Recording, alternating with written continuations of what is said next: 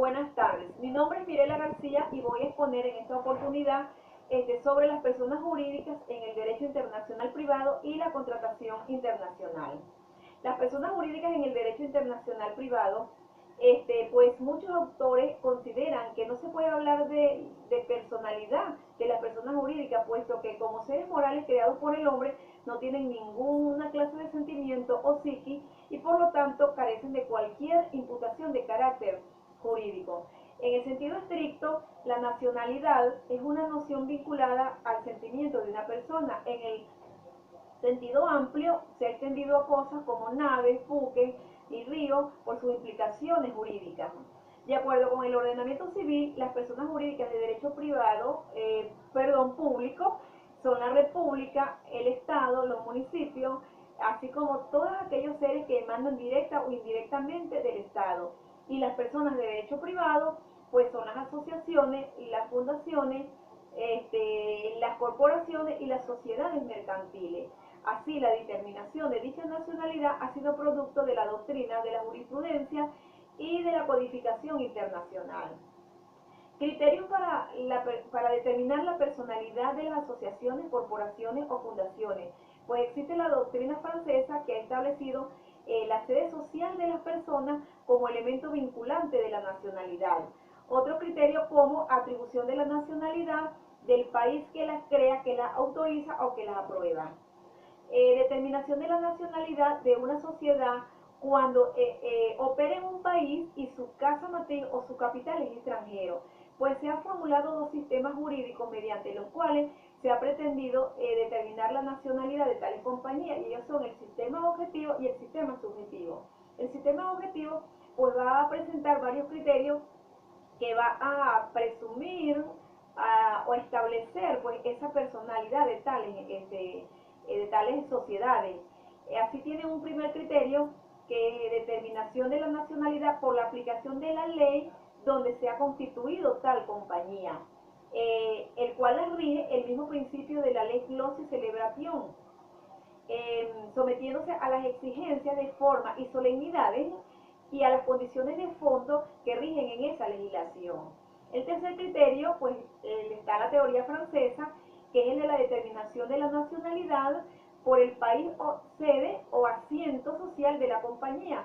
Priva también un criterio económico, un criterio jurídico, donde el domicilio es el que determina una serie de vinculaciones jurídicas, incluso la de la nacionalidad. Así también establece un criterio que es el del control económico, el cual se hace a través del origen del capital invertido en dicha entidad y de la nacionalidad de los dirigentes de la misma. El sistema subjetivo pues también presenta varios criterios, entre ellos tiene uno, el de la voluntad de los fundadores, quienes vincularon la sociedad que crearon con una legislación determinada en relación a la nacionalidad, el cual debe ser respetada. Su fundamento pues se basa en la teoría del principio de la autonomía de la voluntad, que debe ser válido. También un segundo criterio que viene siendo el país de suscripción del capital, el cual el capital generalmente pues es aporte internacional, por cuanto los socios pues pertenecen a diferentes países, diferentes entidades.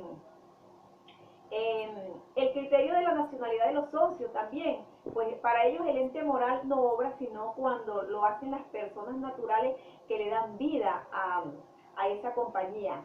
Según el Código Civil, él sí guarda absoluto silencio con relación a la nacionalidad de entes jurídicos de carácter civil, mas no así el Código de Comercio, que establece que las sociedades constituidas en país extranjero que tengan en la República el objeto de su explotación, comercio, industria, se reputan sociedades nacionales. En cambio, las sociedades que constituidas también en el extranjero, pero que solo tuviesen sucursales o explotaciones que no constituyen su objeto principal, conservan su nacionalidad, pero se les considera es domiciliadas en Venezuela.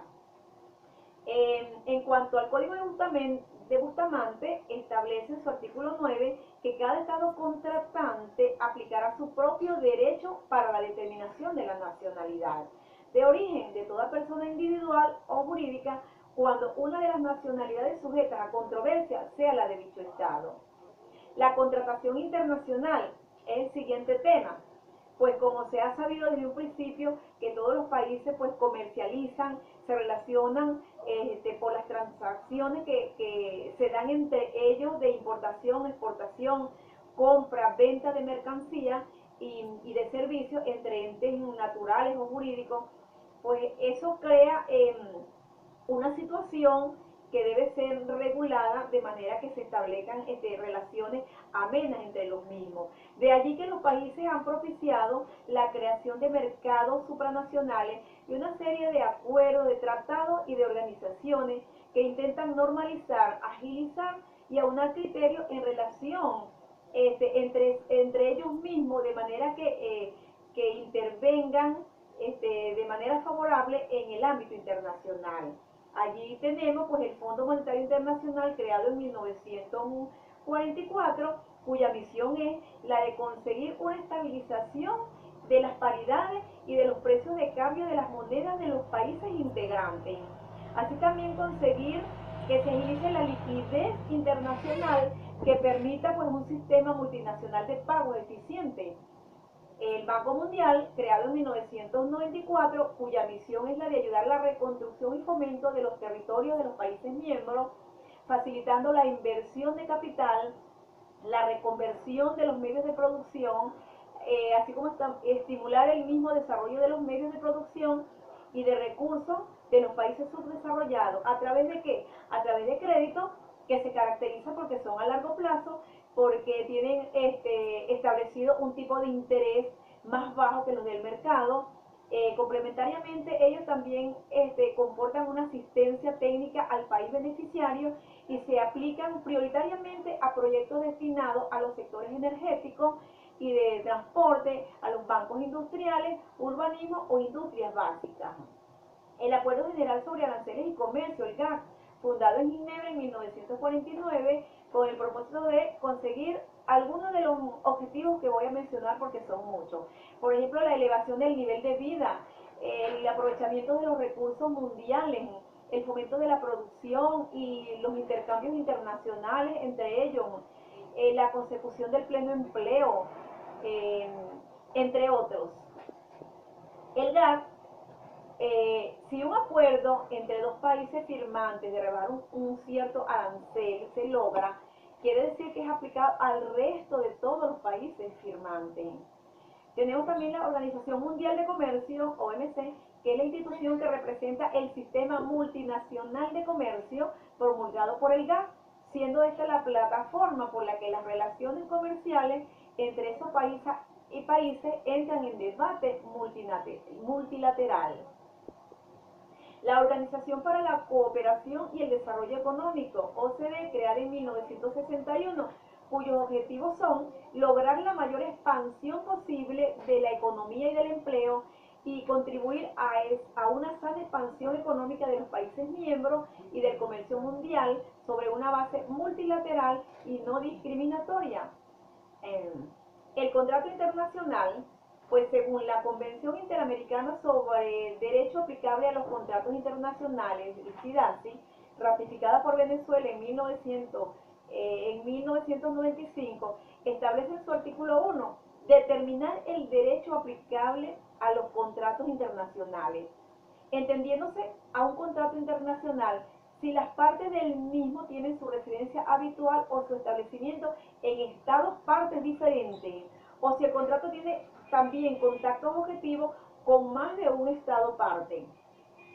En cuanto a la calificación del juez, pues corresponde al juez calificar si un contrato es internacional o no, de acuerdo a la Convención Interamericana, o le corresponde conocer al juez de Estado de acuerdo a la ley interna. En cuanto a la ubicación de los contratos, pues los contratos se ubicarán en el campo del derecho internacional privado cuando las partes que se obliguen sean de distinta nacionalidad, tengan domicilios diferentes, en estados diferentes, celebren en un estado y los efectos se cumplan en otro, entonces, o las partes son de un mismo estado, pero celebran el contrato en otro, lo cual conllevaría a realizar un estudio para determinar las diferentes leyes que pudieran ser aplicadas en caso de que surgiese un conflicto que va a regir ese contrato. El derecho aplicable a los contratos internacionales, pues existen dos sistemas para regular dichos contratos. La lex loci celebrationis, que significa la ley del lugar de celebración del contrato, y la ley del lugar donde se cumple o se ejecuta la obligación. Las partes señalan un lugar de celebración. Cláusula de elección del contrato significa que las partes o los particulares indican en forma expresa la jurisdicción directa de uno o varios tribunales. Los contratos internacionales en la Ley de Derecho Internacional Público. En el derecho internacional, el principio de la autonomía de la voluntad permite a las partes escoger el derecho que desean aplicar a sus relaciones jurídicas contractuales. En el caso de Venezuela, en el artículo 1159 indica que los contratos tienen fuerza de ley entre las partes y por tal no pueden revocarse sino por el consentimiento de las mismas que lo celebran, que lo constituyen, o por las causas autorizadas por la ley. A falta de elección de la ley aplicable, el derecho comparado aplica hoy día el método tradicional, al señalar los factores de conexión rígidos, el principio de proximidad, que consiste en determinar cuál es el ordenamiento jurídico de carácter estatal que tiene el vínculo más estrecho con el contrato que han celebrado las partes. Gracias.